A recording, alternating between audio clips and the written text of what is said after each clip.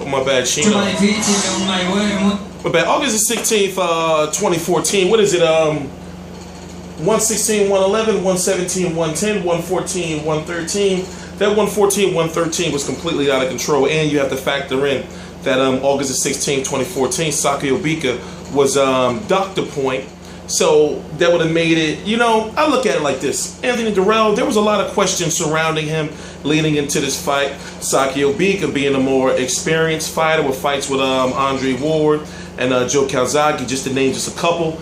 You look at Anthony Dirrell's record, there's really nothing there but Sakio Bika. So you ask yourself, how does this guy get into a title shot? Hey, whatever the case may be, he is the champion. So when it comes to the 168-pound division, I'm sure you probably know the king of the division is supposed to be Andre, son of Goose and Ward, but Andre Ward is currently being sued by his father promoter, Dan Goosen, for $10 million in defamation.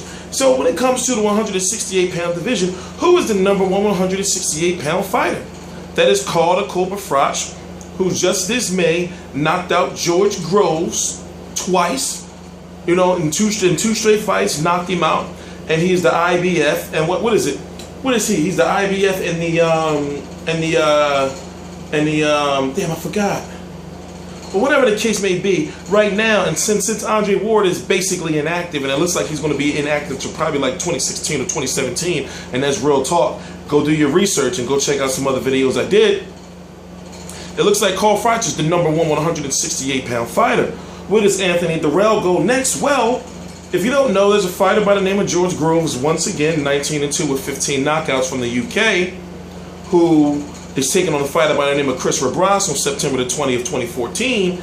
And what's going on with that fight is the winner is going to be the number one contender for the belt that Dirrell has. So George Groves, in interviews, has openly said that, you know, he plans on fighting Dirrell or the winner of the fight, but I think he pretty much knew it was going to be Dirrell, and he's hoping that he can have the title before Christmas. So he's saying that he's going to beat Anthony Dirrell. But what I'm saying is this: George Groves is good, Anthony Dirrell is good, George Groves is really good. But the fact that George Groves has been knocked out, we have to hang that over his head and look at the fact that, well, Anthony Dirrell does have 22 knockouts. Even though he only been to the 12th round once, still, I don't know, where does George Groves stand? But George Groves is in a situation, even, he has to beat Rebrasse first on September the 20th. But even after he beats Rebrasse, fighting Anthony Dirrell, that's a very dangerous fight, despite the fact that George Groves has the better resume, in my opinion, with having a fight with James DeGale, Glenn Johnson, and 2 fights with Carl Froch. You know, but still, you know, the way he got knocked out, you know, that's psychological right there. But he's good, you know, that right hand, and he's fast. You know, he has fast and he has accurate hands.